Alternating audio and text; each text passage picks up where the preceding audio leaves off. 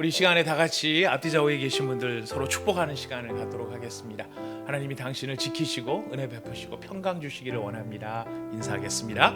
하나님이 당신을 지켜주시고 은혜 베풀어 주시고 평강 주시기를 원합니다. 평강 주시기를 원합니다. 아멘. 아멘. 감사합니다. 오늘 이 시간 우리가 함께 은혜 받을 하나님의 말씀을 봉독하도록 하겠습니다. 누가복음 4장 31절 말씀부터 44절까지의 말씀입니다.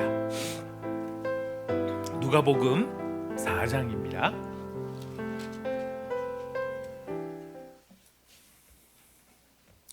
누가복음 4장 31절 말씀부터 44절 말씀까지 저와 여러분이 한 절씩 본문 나누어서 봉독하도록 합니다. 우리가 함께 나누어 있는 이 말씀은 지금도 살아계신 하나님의 말씀입니다. 아멘. 갈릴리의 가버나움 동네에 내려오사 안식일에 가르치심에 그들이 그 가르치심에 놀라니 이는 그 말씀이 권위가 있음이로라. 회당에 더러운 귀신 들린 사람이 있어 크게 소리질러 이르되 아 나사렛 예수여 우리가 당신과 무슨 상관이 있나이까? 우리를 멸하러 왔나이까? 나는 당신이 누구인 줄 아노니 하나님의 거룩한 자니이다. 예수께서 꾸짖어 이르시되 잠잠하고 그 사람에게서 나오라 하시니 귀신이 그 사람을 무리 중에 넘어뜨리고 나오되 그 사람은 상하지 아니한지라. 다 놀라 서로 말하여 이르되 이 어떠한 말씀인고 권위와 능력으로 더러운 귀신을 명하매 나가는도다 하더라. 이에 예수의 소문이 그 근처 사방에 퍼지니라. 예수께서 일어나 회당에서 나가사 시몬의 집에 들어가시니 시몬의 장모가 중한 열병을 앓고 있는지라. 사람들이 그를 위하여 예수께 구하니 예수께서 가까이 서서 열병을 꾸짖으신데 병이 떠나고 여자가 곧 일어나 그들에게 수종드니라. 해질 무렵에 사람들이 온갖 병자들을 데리고 나아오매 예수께서 일일이 그 위에 손을 얹으사 고치시니 여러 사람에게서 귀신들이 나가며 소리질러 이르되 당신은 하나님의 아들이니이다. 예수께서 꾸짖으사 그들이 말함을 허락하지 아니하시니 이는 자기를 그리스도인 줄 알미러라. 날이 밝음에 예수께서 나오사 한적한 곳에 가시니 무리가 찾다가 만나서 자기들에게 떠나지 만류하려 하매 함께 아닙니다. 제가 아직 한 절 더 남았군요. 예수께서 이르시되 내가 다른 동네들에게서도 하나님의 나라 복음을 전하여야 하리니 나는 이 일을 위하여 보내심을 받았노라 하시고 갈릴리 여러 회당에서 전도하시더라. 아멘. 영화나 다큐멘터리를 보다 보면은 우리가 어떤 장면에서 압도를 당하거나 어떤 안타까움을 느끼는 일들을 볼 수 있을 때가 있습니다. 그 중에서도 이 풍랑을 만난 배 이런 것을 소재 삼은 영화를 본다든가 엔진이 고장 나서 이렇게 어떻게 하지 못하고 바다 위를 떠돌아다니는 배 이런 배에 대한 소재로 다큐멘터리나 영화를 보게 될 때가 있습니다. 참 저 사람들은 심정이 어떨까 그런 감정 이입을 해봅니다. 이 망망대해 누가 구조해 올 것도 아니고 앞으로 어떻게 될지도 모르는 그런 상황에 참 저렇게 풍랑을 만난 배나 엔진이 고장난 배는 어떡하나 참 불행하다 이런 생각이 드는데 여러분 그 배들보다 더 불행한 배가 있다는 것을 아십니까? 풍랑을 만난 배보다 엔진이 고장난 배보다 더 불행한 배는 어떤 배일까요? 갈 곳이 없는 배, 갈 곳을 모르는 배입니다. 갈 곳이 어디로 가야 될지 어느 곳으로 가야 될지 바로 모르는 것. 인생으로 비유하자면 사명을 잃어버린 것이죠. 갈 곳이 있다는 것, 가야 할 곳이 있다는 것은 사명이 있다는 것인데 인생으로 비유하자면 사명을 잃어버리고 떠돌아다니는 것만큼 불행한 일이 없습니다. 풍랑이 그치면 다시 나갈 수 있습니다. 엔진이 고장났지만 어떻게 고쳐지면 가야 할 곳이 있는 배들은 갈 곳을 찾아 전진하면 됩니다. 아무리 잔잔한 바다 위를 지나간다 할지라도 엔진도 쌩쌩 돌아가고 아무 문제가 없다 하더라도 갈 곳이 없는 배처럼 불행한 배는 없습니다. 예수님은 이런 면에서 모든 사역을 하실 때 언제나 본인의 사명을 잊지 않으셨고 사명을 위해 달려가셨던 모습을 우리에게 보여주십니다. 우리가 1장부터 4장까지 오는 동안에 예수님께서 어떤 분이신가를 우리가 알아오는데 설명하시는데 성령께서는 많은 지면을 할애를 하셨습니다. 이제 우리가 읽는 오늘 본문부터는 본격적으로 예수님께서 하나님이 기뻐하시는 하나님의 아들로서 하나님의 아들답게 예언된 메시아의 사역을 시작하시게 됩니다. 메시아의 사역은 우리가 지난주에 이렇게 예언된 것을 살펴보았습니다. 주의 성령이 내게 임하셔서 내게 기름을 부으시고 나를 보내셨다. 주의 성령이 나에게 기름을 부으시고 나를 보내신 이유는 가난한 자에게 복음을 전하게 하시기 위하시며 포로된 자에게 자유를, 눈먼 자에게 다시 보게 함을, 눌린 자를 자유롭게 하고 주의 은혜의 해를 전파하게 하려고 메시아를 보내셨다라고 설명하고 있습니다. 그런데도 불구하고 정작 고향인 나사렛에서는 예수님을 신기한 일을 행하는 유명해진 고향 사람 정도로 생각했기 때문에, 그리고 예수님을 메시아로 영접하지 않았기 때문에 하나님 나라의 일을 볼 수 없었습니다. 예수님이 하나님의 아들이시자 그리스도임을 바로 깨닫고 예수님께 모든 것을 맡기고 의지하고 그의 자비와 긍휼을 구할 때 예수님이 이루어 가시는 하나님의 나라의 능력에 참여할 수 있게 되는 것입니다. 말씀을 받을 때도 하나님의 말씀인 줄 알고 간절함으로 그 말씀을 받는 것과 말씀에 대한 아무런 기대 없이 그저 이야기를 흘려듣는 것, 하나님의 성령의 역사가 동일할 수 없는 것이죠. 가버나움에서 행하신 바로 예수님의 모습은 우리를 향하신 하나님의 선하신 일이 어떻게 이루어지는가, 예수님께서 자신에게 주셨던 이 메시아의 사역을 어떻게 감당하시는지를 전체적으로 우리에게 조망해서 알려주게 됩니다. 예수님께서는 바로 메시아로서 이 기름 부음을 받고 보냄을 받은, 성령이 임하셔서 기름 부음 받아 보냄을 받은 자로 어떻게 일하시는가, 첫 번째로 오늘 네 가지 오늘 본문에 나오는데요. 우리가 첫 번째부터 차례대로 살펴보도록 하겠습니다. 먼저 예수님께서 어떤 일을 하셨는가, 31절 32절 말씀 여러분 다시 한번 읽어보시겠습니다. 시작. 갈릴리의 가버나움 동네에 내려오사 안식일에 가르치심에 그들이 그 가르치심에 놀라니 이는 그 말씀이 권위가 있음이러라. 해발 300m 지점쯤에 있었던 동네가 나사렛이었습니다. 근데 바로 그 나사렛을 떠나서 해발 한 100m쯤 200m쯤 아래에 있는 가버나움, 갈릴리 호수 근처에 있는 동네 가버나움으로 내려오셨습니다.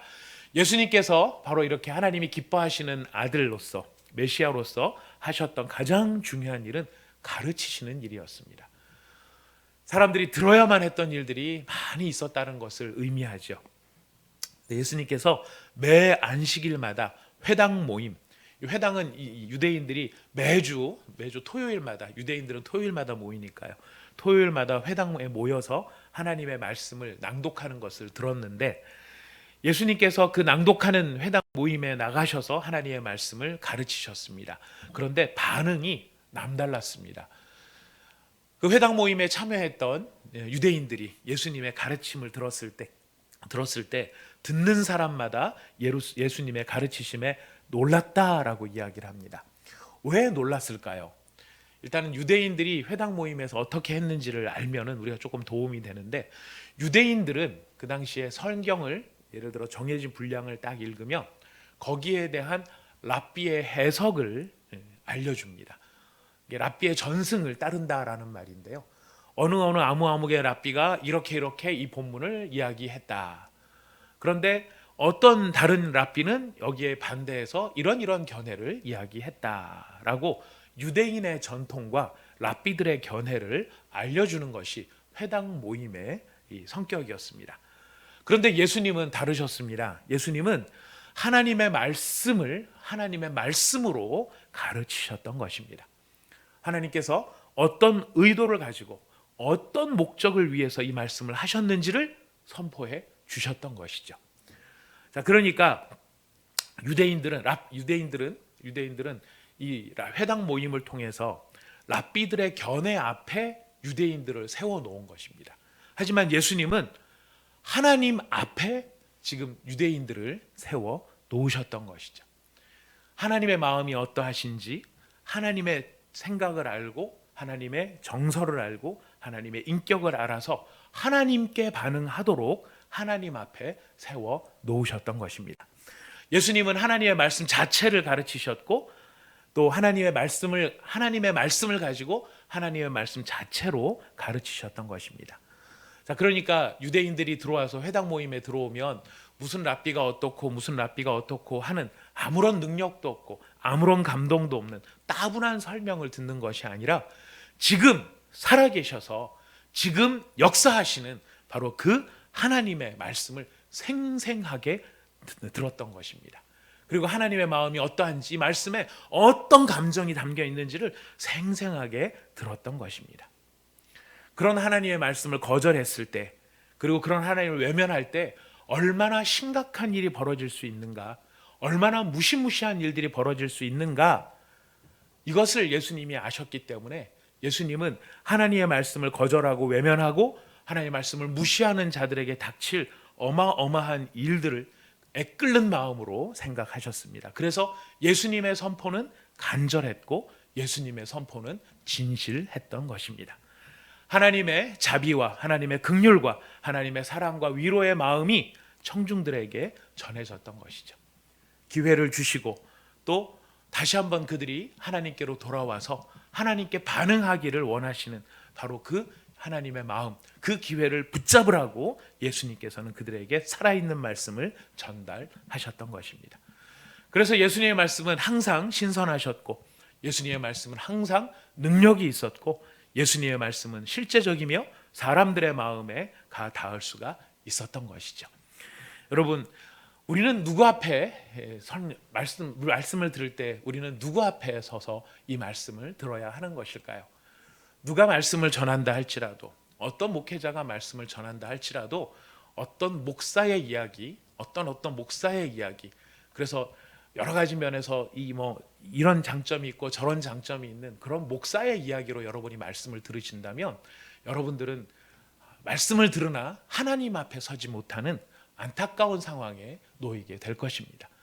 누가 어떤 식으로 말씀을 전한다 할지라도 그가 하나님의 말씀을 들고 하나님의 말씀을 전하는 이상에는 우리가 하나님의 말씀, 그 말씀을 통해 하나님 자신을 체험하고 하나님 자신을 경험하기를 원하는 바로 그런 간절함이 우리 가운데 필요하다라는 것입니다.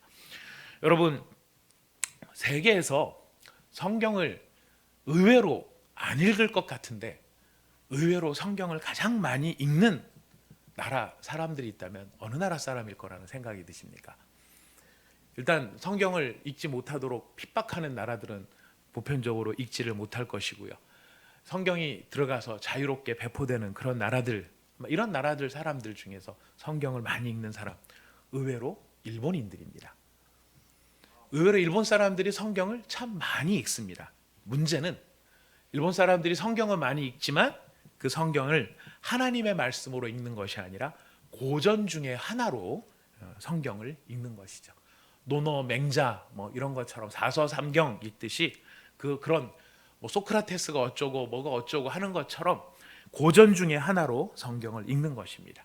그러니까 하나님 말씀하시는 하나님, 인간의 몸을 입고 이 땅에 오셔서 하나님의 아들이 우리를 위해서 십자가에 죽으시고 우리의 죄를 담당하시기 위해서 부활의 능력으로 살아나셔서 우리를 구원하셨다. 그런 구원자 예수님을 만나기 위해서 성경을 읽는 것이 아니라 좋은 격언, 쓸만한 말씀, 인문학적인 지혜가 담겨 있는 잠언, 이런 것들을 찾아내기 위해서 성경을 읽는 것이죠. 혹은 그리스 신화나 로마 신화처럼 유대인의 신화라고 생각해서 판타지 소설처럼 생각하거나 어떤 종교 서적을 대하듯이 대하고 있는 것입니다. 그러다 보니 아무리 성경을 읽어도 예수님을 만나지 못하고 예수님을 하나님의 아들로서 믿지 못하는 것입니다. 여러분, 일본 사람들이 성경을 많이 읽는다는 이 문화적인 증거가 이 일본에서 발행되는 만화, 일본의 만화나 소설의 이 주제나 흐름에 보면 성경을 인용하거나 성경적 용어가 상당히 많이 나온다는 것을 발견을 하게 됩니다. 아마 여기서 일본 문학 좋아하시는 분들도 계실 텐데요. 일본 문학가들이 채용하고 있는 어떤 내용이나 이야기의 패턴을 보면은 거기에는 성경적 가치관이 녹아져 있는 대목들을 많이 만나게 되는 경우들도 있는 것을 보게 됩니다. 이건 그만큼 그 문화적인 토양 가운데 성경에 스며들어 있는 부분이 많다는 것입니다. 그러나 여러분, 그렇게 성경에 대한 지식이 많다 할지라도 중요한 것은 지금 살아계셔서 나에게 말씀하시는 그 하나님, 지금 살아계셔서 나와 대면하고 나와 대화하고 나와 동행하기를 원하시는 예수님을 구하려는 마음, 그 예수님을 간절히 찾으려는 마음, 그런 마음가짐으로 성경을 대하면 언제나 성경은 신선하고요, 언제나 성경은 능력으로 다가오고 언제나 성경은 실제적이며 우리에게 감동을 준다는 것입니다. 여러분, 이건 저도 증인입니다. 여러분, 요즘에 우리가 수요일마다 출애굽기 그 성막 대목을 지금 큐티를 하고 있는데요. 그 성막이나 구약 성경을 통해서 살아계신 예수님이 여기에서 어떻게 말씀하시는가, 이런 마음을 가지고 구약 성경을 읽으면은 그 말씀들이요, 그냥 뭐가 어떻고 이거는 몇 규빗이고 이거는 재료가 뭐고 이제 이런 문제가 아니라 이게 어떤 예수님의 인격과 사명이 담겨 있는가가 읽혀지게 되거든요.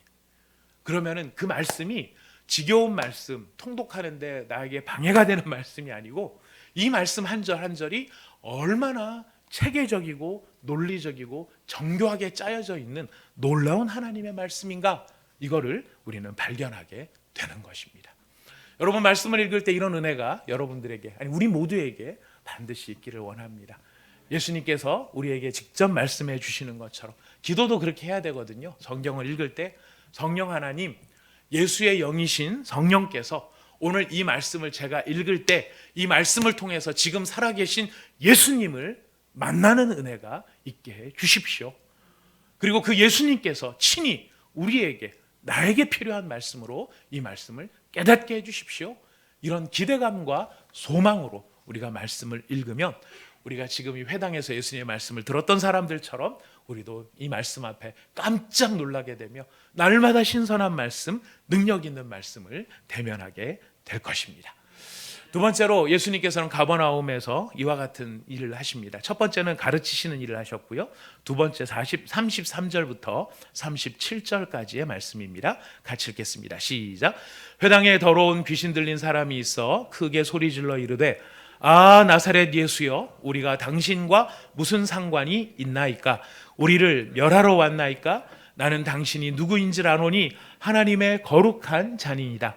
예수께서 꾸짖어 이르시되 잠잠하고 그 사람에게서 나오라 하시니 귀신이 그 사람을 무리 중에 넘어뜨리고 나오되 그 사람은 상하지 아니한지라. 다 놀라 서로 말하여 이르되 이 어떠한 말씀인고 권위와 능력으로 더러운 귀신을 명하매 나가는도다 하더라. 이에 예수의 소문이 그 근처 사방에 퍼지니라. 참 그 희한한 장면입니다, 사실은요. 왜냐하면 이 예수님께서 누구를 고치는 상황이 아니라 말씀을 가르치는 일 가운데 계시는 상황입니다. 그런데 놀랍게도 그 청중 가운데 누가 앉아 있느냐면 더러운 귀신 들린 자가 앉아 있었던 것입니다. 귀신 들려 고통당하고 귀신 들려 희한하게 막 넘어지고 자빠지고 하는 그런 상황이 아니라 멀쩡하게 회당 모임에 참석한 거예요. 잘 참석한 거예요. 남들이 보면 멀쩡한 별 탈 없는 유대인 중에 한 사람으로 느껴졌을지 모릅니다.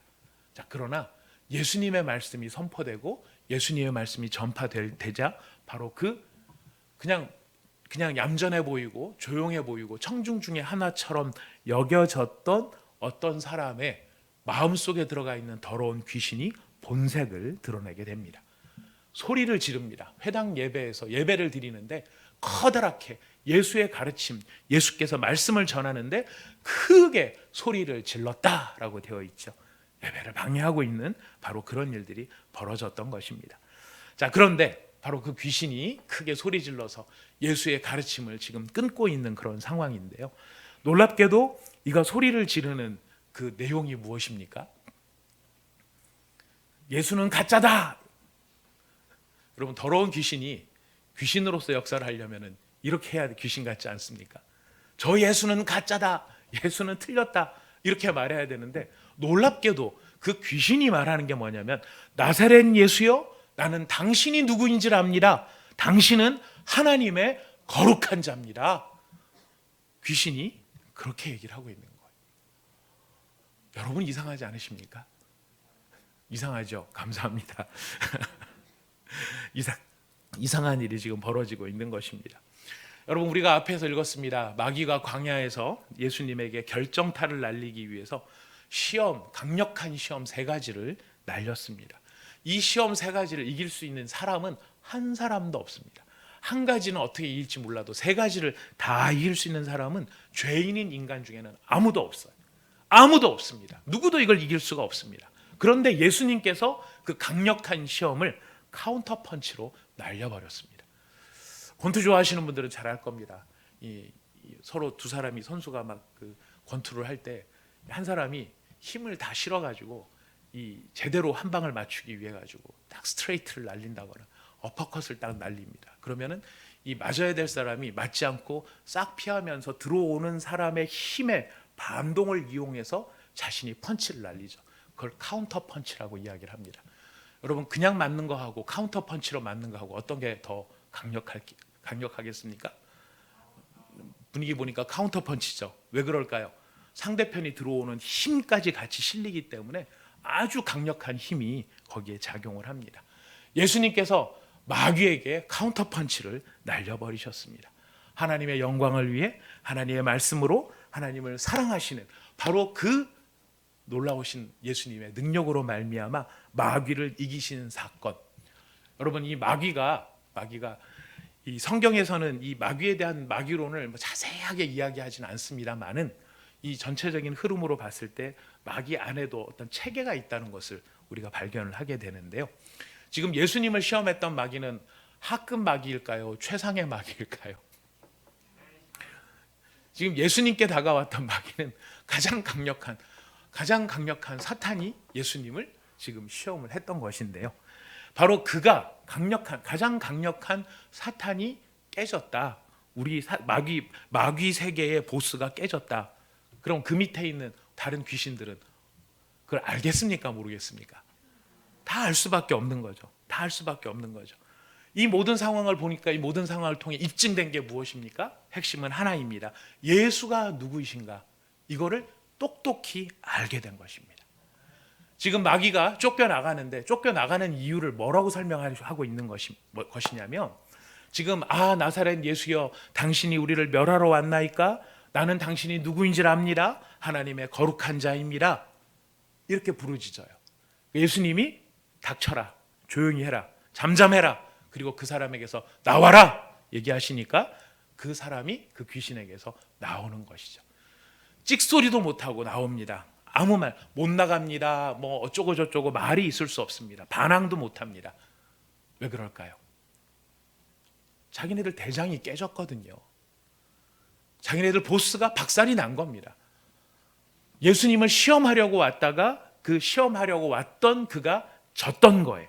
그러니 이제 그 하급 그 밑에 있는 부하들 이런 더러운 귀신들은 예수님의 말씀에 어떻게 반응할 수밖에 없을까요? 아무 소리도 못하고 예수님이 하라면 하라는 대로 예수님의 권위 앞에 굴복해야 된다는 것입니다. 그래서 그들이 나가면서 하는 이야기가 뭐냐면 우리가 왜 나가는가? 여러분 귀신들이 제가 마귀론에 대해서 너무 자세하게 이야기하는 저도 별로 좋아하지는 않습니다만은 마귀가 나가면서 지금 여기서 이렇게 말하는 이유를 우리가 들을 필요가 있습니다. 귀신이 쫓겨나가면서 당신은 하나님의 거룩한 자입니다라고 선언하는 이유가 어디 있느냐? 나는 누구 말도 안 듣는다. 내가 여기서 나갈 이유가 없다. 내가 여기서 자기를 차지하고 내가 이 상황을 지배를 하고 있는 상황에서 누구도 나를 터치할 수 없다. 하지만 내가 이런 자리에서 나갈 수밖에 없는 이유는 당신이 하나님의 아들이시기 때문에. 예수님이 하나님의 아들이니까 나는 그 말에 항복할 수밖에 없는 존재인 것이다. 중요한 것은 무엇입니까? 예수가 하나님의 아들이라고 하는 것은요, 우리가 가져야 돼, 우리가 알고 있어야 될 신분적 지식, 예수님이 이런 신분을 가지셨다라는 지식의 문제가 아니라 그 신분을 가지신 예수님께서 어떤 권세와 권능으로 우리의 구주가 되셨는가를 우리가 알아야 한다는 것입니다. 여러분, 우리 힘으로 귀신을 쫓는 게 아니죠. 우리 힘으로 마귀와 대적하는 것이 아닙니다. 저는 이 말씀을 음미를 하다가 참 놀라게 되는 게 뭐냐면은, 이 귀신 들린 자가 귀신 들린 자로 만약 정말 귀신이 확실하게 들려서 어떤 증상을 나타내고 있었다면은 그 회당 모임에 들어올 수 있었을까요? 없었을까요? 분명히 없었을 것입니다. 못 들어오게 했을 겁니다. 들어와 앉아 있었다라고 하는 것은 표시가 나지 않았다라는 거예요. 멀쩡하게 예배 잘 드리고 있는 것 같지만 그는 누구의 지배를 당하고 있어요? 귀신의 지배를 당하고 있는 거예요. 귀신의 지배를 당하면서 더 놀라운 거는 자기 안에 더러운 귀신이 들렸다는 것을 알고 이 사람이 부르짖는 게 아니라는 거예요. 예수여, 나를 제발 좀 이 더러운 귀신에게서 건져 주십시오. 나를 이 상황에서 좀 놓아 주십시오라고 이 사람이 요구하지 않았다는 거예요.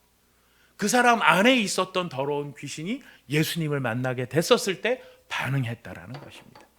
이 더럽고 추하고 냄새나는 부패한 썩은 이 더러운 귀신이 예수의 영광의 빛 앞에서 견딜 수 없는, 더 이상 버틸 수 없는 것을 우리에게 보여주는 것이죠.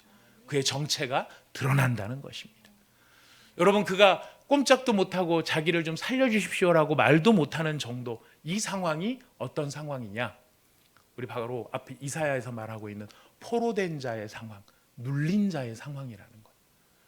완전히 사로잡혀서 완전히 거기에 눌려 있어서 내가 눌려 있는지도 모르고 내가 포로인지도 모르고 내가 구원받아야 될 존재인지도 모르는, 바로 그런 상황이 바로 눌려 있는 자의 모습인 것이죠. 그러나 예수님의 진리의 말씀이, 예수님이 그 가운데 임하셨을 때 그의 정체가 드러날 수밖에 없었습니다. 그래서 예수님은 어떤 일을 하시는가?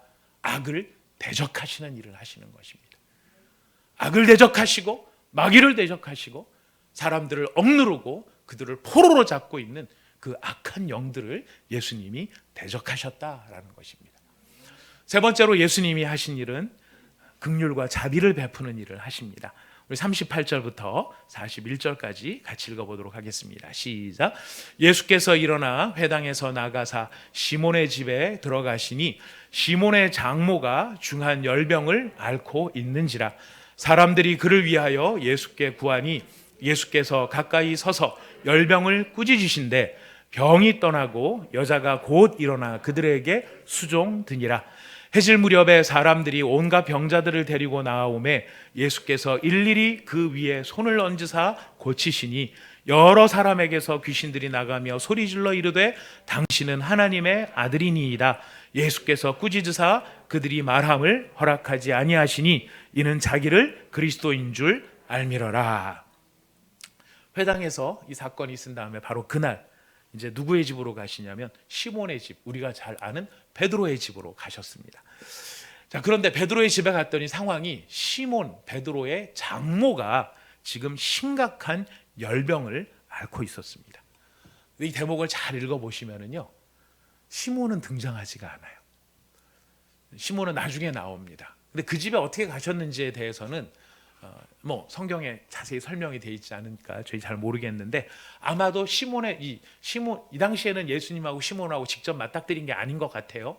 혹은 맞닥뜨렸다 할지라도 시몬이 예수님한테 구하고 있는 장면이 안 나옵니다. 저희 장모님을 좀 고쳐주십시오. 저희 장모님이 열병에 지금 알아 누우셨는데 이 병을 좀 고쳐주십시오. 시몬이 기도하지 않습니다. 구하지 않습니다. 심지어 시몬의 장모도 지금 자기 병을 고쳐달라는 말이 없습니다. 이걸 보면은 시몬의 장모님이 얼마나 심각한 열병에 지금 놓여 있는지를 짐작해 볼 수 있죠.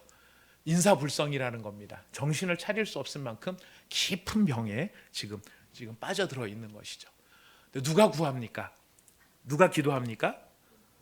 여러분 읽으셨어요? 사람들이, 주변 사람들이, 시몬도 아니었고 시몬의 장모도 아니었어요. 시몬의 주변에 이 가까이 있었던 바로 그 사람들이 예수님께 간구하는 거예요. 예수님, 지금 이 시몬의 장모님을 좀 고쳐주십시오. 고쳐주십시오. 여러분, 기도는 원래 우리가 해야 되는 겁니다. 내가 스스로 해야 되는 것이 맞지만 아직 믿음이 없거나 기도할 수 없는 형편과 상황에 놓여 있을 경우에 그들을 위해, 그 어려운 상황에 놓여 있는 사람들을 위해 도움을 구하는 기도, 예수님이 들어주신다라는 거예요. 우리 예수님께서 기쁘게 응답하시는, 하나님께서 기쁘게 응답하시는 기도 중에 하나가 다른 사람을 위한 기도예요. 여러분, 우리가 지금 이사를 가기 이전에 참 계속 기도하게 하실 일들이 많이 일어납니다.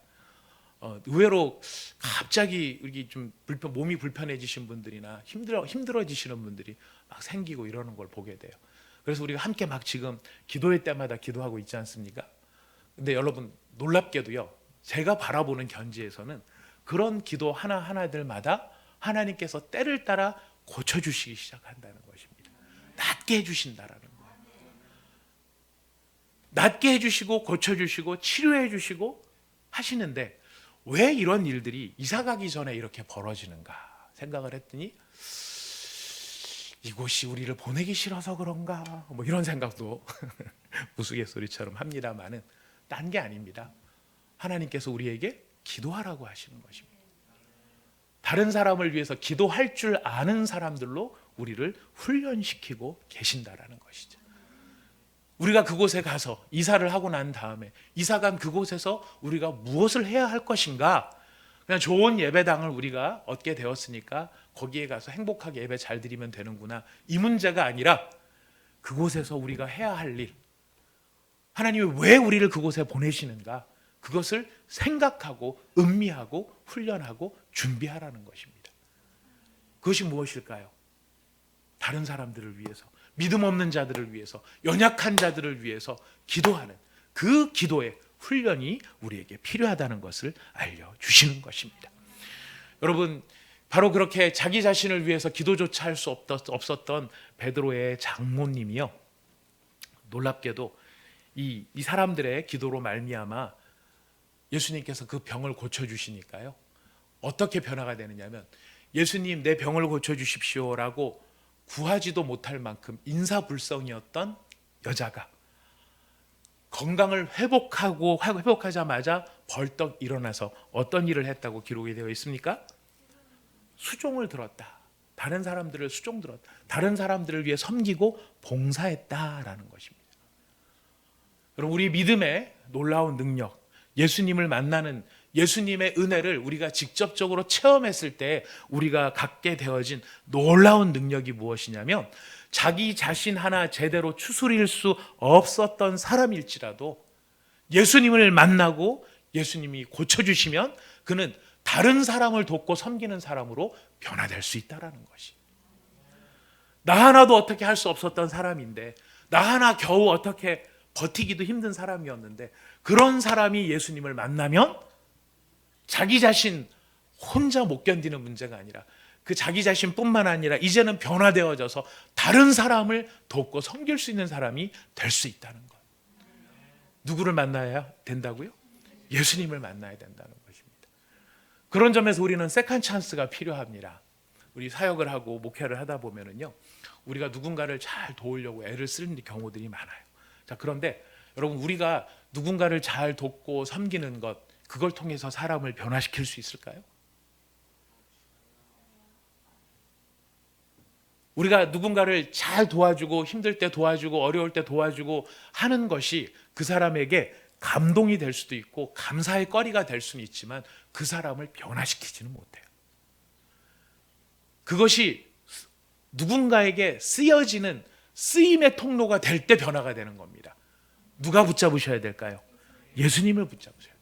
예수님이 붙잡아 주셔야 되는 거예요. 어떻게든지 예수님을 만나도록 만들어줘야 되는 거예요. 반찬이 떨어졌어? 내가 반찬 해다 줄게. 반찬 해주면서 잘 먹어, 건강해져, 교회 이렇게 사랑이 많은 곳이야, 알려주는 것 진짜 중요한 겁니다. 해야 됩니다. 하지만 여러분, 그렇게 해서 그걸로 끝나면 우리는 그냥 착한 일, 좋은 일 하는 그런 분위기 좋은 교회밖에는 안 돼요. 더 나가야 될 게 있습니다. 이 모든 일 가운데 누구를 만나도록 해야 됩니까? 예수님을 만나도록 해야 됩니다. 당신이 예수를 만나야 된다. 당신이 예수를 만나서, 예수님을 제대로 만나서 예수님을 믿을 때 당신의 삶이 변화될 수 있다. 우리가 그렇게 누군가를 돕다가 그 도움이 도움을 실컷 받아놓고 영 엉뚱한 짓을 하는 사람들이 있을 수 있습니다. 대표적인 사람이 저죠. 예. 열심히 많은 도움을 받지만 영 엉뚱한 짓을 할 때가 많이 있을 수 있습니다. 예. 그럴 때 먹여도 소용이 없어. 해줘도 소용이 없어. 이런 불편한 마음이 사람들 가운데 서로 있을 수 있다라는 거예요. 자, 그런데 여러분, 그런 일을 할 때 그런 상황에 놓여 있다 할지라도 우리가 가져야 될 중요한 마음이 뭐냐면, 예수님, 그를 도와주십시오. 예수님, 그를 고쳐주십시오. 예수님, 그를 만나주십시오. 그래서 정신 차리지 못하는 인사불성인 저 사람, 뭐가 옳은 건지 뭐가 틀린 건지, 순간 나올 뻔했습니다. 저희 사역반 기도하는데 집사님 한 분이 막 기도를 하시는데, 주님, 우리가 정신을 못 차리고 있습니다. 기도를 하나님께 기도하는데 그런 얘기가 있었어요. 주님, 저희가 똥인지 된장인지도 모르고 살고 있습니다. 기도하다 말다가 빵 터졌습니다. 저희가 하나님께 그런 표현을 쓴 적이 한 번도 없었는데, 그럴 수 있거든요. 뭐가 옳은지를 구분하지 못할 수가 있는 거거든요. 그때 누구를 만나야? 예수를 만나야 되는 거예요. 예수를 만나야 되는 것입니다. 그리고 예수님께서는 그 일 끝에 이제 저녁이 되셨을 때 환자들이, 병자들이 몰려옵니다. 왜 저녁을 기다리셨냐면, 안식일이 끝날 때까지를 사람들이 기다린 거예요. 왜냐하면 안식일까지는 아무도 못 움직이니까. 저녁이 되면 안식일이 끝나는 겁니다. 저녁 때 사람들이 예수님을 찾아오는 것입니다. 그때 예수님께서 그들을 성경에 보니까 어떻게 고치시냐면, 일일이 그 손을 머리에 얹으셨다. 그 위에 손을 얹으셨다라고 되어 있어요. 일일이 손을 그 위에 얹으셨다. 예수님께서는 말씀으로도 얼마든지 고치실 수 있는 분이십니다. 그럼에도 불구하고 예수님께서 일일이 그들 위에 손을 얹으셨다. 표현이 성경에 나와. 각각의 사람들에게 무슨 말씀일까요? 귀신이 물러가고 병을 고치는 것이 중요하지만은요, 귀신이 물러가고 병을 고치는 것을 넘어 더 중요한 게 있어요. 그 더 중요한 게 무엇이냐면, 예수님이 그 한 사람 한 사람을 불쌍히 여기고 계신다라는 거예요. 그들을 무리로 대하고 계시지 않다는 거예요. 덩어리로 대하고 계시지 않다는 거예요. 다 집합 사열 정도로 해쳐 모여 해서 사열 정도로 쫙 서 있으면, 자, 한 방에 끝내겠다. 마귀들은 물러갈지어다. 그러면 마귀들이 나가야 될까 안 나가야 될까요? 그래도 나가야 되죠. 그래도 나가야 되지만 예수님은 그렇게 고치지 않으셨어요. 그 한 사람 한 사람을 일일이 안수해 주신 거예요. 병을 고치는 것도 중요하지만 더 중요한 게 뭡니까? 너는 내게 지극히 소중한 존재다. 너는 내게 이렇게 소중한 존재다 라고 하는 것을 예수님께서는 알려주고 싶으신 거거든요. 얼마나 심각한 병을 고쳤느냐, 얼마나 많은 사람을 고쳤느냐. 아마 요즘에 의사 선생님들의 분위기라면 그럴지 모르겠습니다. 명의 그랬을 때 얼마나 심각한 병을 고쳤느냐, 혹은 그 사람의 손을 거쳐간 수많은 환자들이 몇 명이나 고침을 받았느냐, 이게 사람들에게 어필되는 일일지 모르지만 예수님은 그것을 신경 쓰지 않으신다는 겁니다. 그 한 사람 한 사람을 안고 그 한 사람 한 사람을 친히 만져주시는 그 마음, 그 마음이 우리를 향하신 예수님의 마음인 것입니다. 예수님은 우리를 단체로 대하지 않으십니다. 예수님 우리를 한 사람 한 사람으로 대해 주시는 것입니다. 그래서 예수님의 사역은 자비와 긍휼의 사역인 것입니다. 마지막으로 예수님께서 이 가버나움에서 하셨던 일은 42절부터 44절까지입니다. 우리 같이 읽어보겠습니다. 시작. 날이 밝음에 예수께서 나오사 한적한 곳에 가시니 무리가 찾다가 만나서 자기들에게서 떠나시지 못하게 만류하려 하매, 예수께서 이르시되 내가 다른 동네들에서도 하나님의 나라 복음을 전하여야 하리니 나는 이 일을 위하여 보내심을 받았노라 하시고 갈릴리 여러 회당에서 전도하시더라. 42절에 날이 밝음에 예수께서 한적한 곳에 가셨다. 한적한 곳에 가신 이유는 두 가지입니다. 첫 번째는 휴식과 재충전이 필요하셨던 것입니다. 여러분, 예수님도 사람이시기 때문에, 사람의 몸을 입으셨기 때문에 피곤하신 거예요. 여러분, 여기서 우리 한 가지 중요한 진리를 배워야 됩니다. 우리는 휴식과 재충전이 필요한 사람들이라는 것이. 이 말씀을 왜 드리냐면, 우리는 가끔 일을 하다 보면 일 중독에 빠지는 경우가 있어요. 일이 사실 재밌거든요. 해보면 열매도 나타나고 결과도 있습니다. 미친 듯이 일에 빠집니다. 그게 굉장히 좋아 보이고 멋있어 보이는지 모르지만 여러분, 예수님께서는 우리한테 보여주셨어요. 예수님도 재충전을 하셨어요. 예수님도 휴식을 하셨어요. 휴식을 하시는데 어떻게 휴식을 하셨는가? 이 한적한 곳에서 우리 다른 성경들 지금 찾을 수 없습니다. 찾지 않고 가겠습니다만은 이 한적한 곳에 가서 누구를 찾으시죠? 하나님 아버지를 찾으시는 것입니다. 여러분, 세상을 살다 보면은 만나면 기운이 빠지는 사람이 있고요. 만나면 기운이 나는 사람이 있습니다. 여러분들은 기운이 빠지는 스타일 쪽에 생각하십니까? 기운이 이렇게 주는 쪽의 스타일이십니까? 여러분들은 다른 사람이 나를 만나면 저 사람이 기운이 나도록 만드는 사람입니까? 안 그러면 저 사람들 기운을 쪽쪽 빼놓는 사람이십니까? 나는 모릅니다. 우리는 모릅니다. 우리는 모르는데 사람은 그런 사람이 있을 수 있다는 거예요. 자, 그런데요, 하나님을 만나면 힘이 나요. 여러분, 우리 믿음으로 고백할 수 있지 않습니까? 너무너무 힘도 없고 기운도 없고 막 마음도 심란한데 찬양하고 말씀 보고 기도를 하면은요, 예배를 드리면은요, 힘이 나요. 기운이 나요. 왜 그럴까요?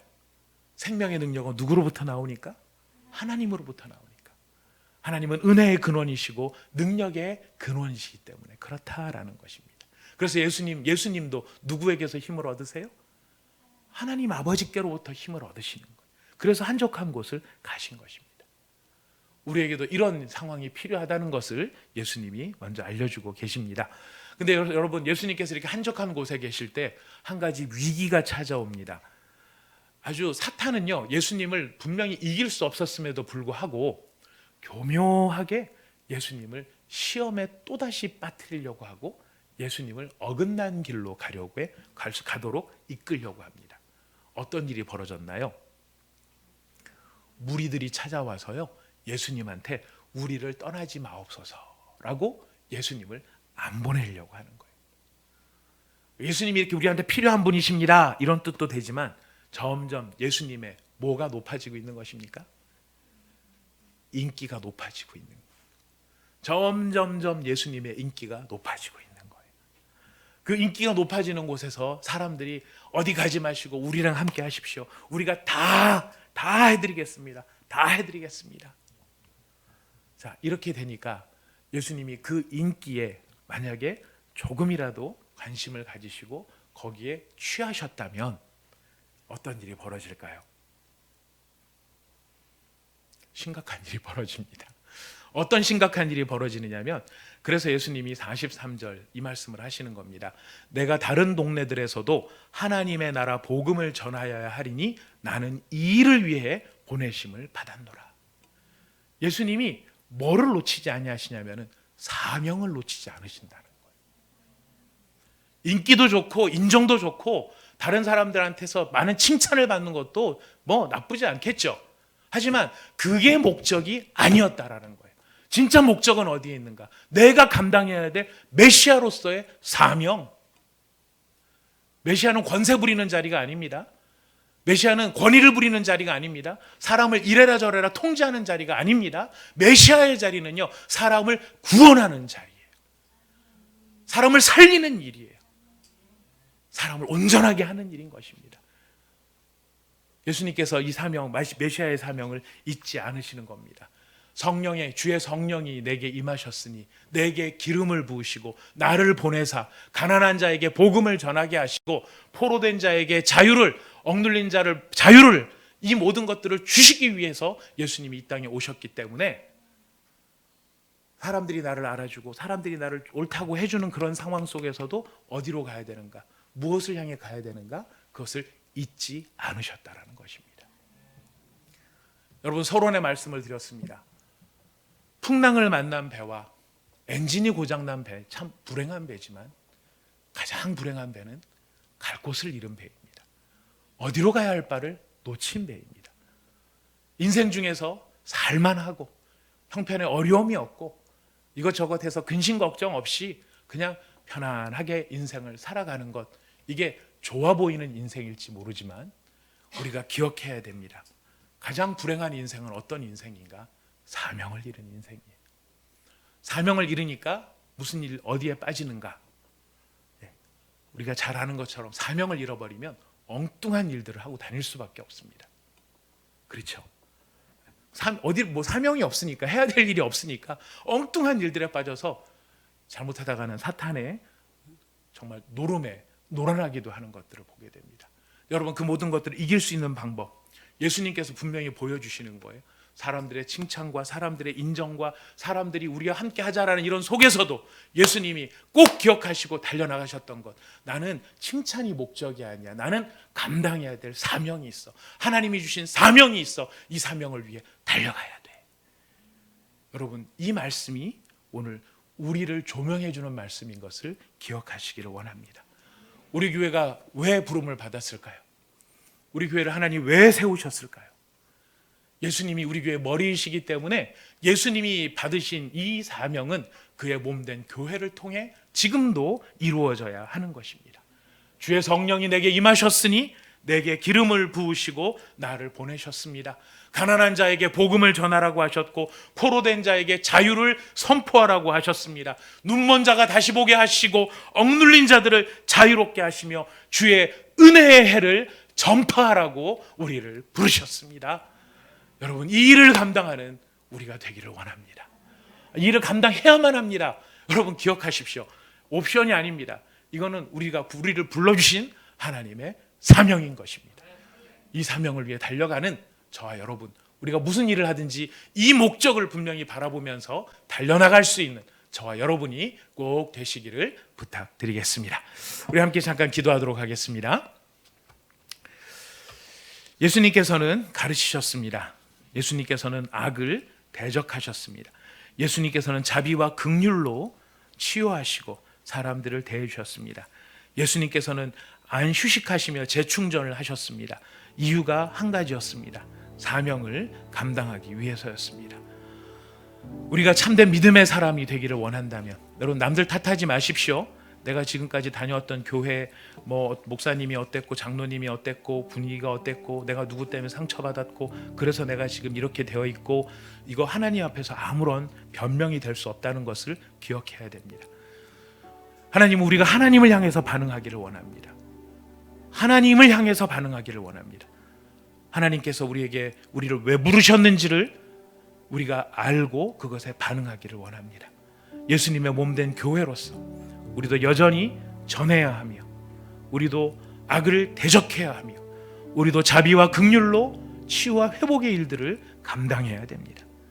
우리도 예수님처럼 휴식이 필요하고 서로 위로하며 격려하는 일을 하되 우리가 사명을 위해 부름받았다는 것을 기억하며 달려가는 그런 온사랑의 교회, 또 그런 우리 성도들이 되게 하여 주옵소서. 우리 함께 이 시간 마음을 다하여 기도하도록 하겠습니다. 하나님 아버지, 참으로 감사합니다.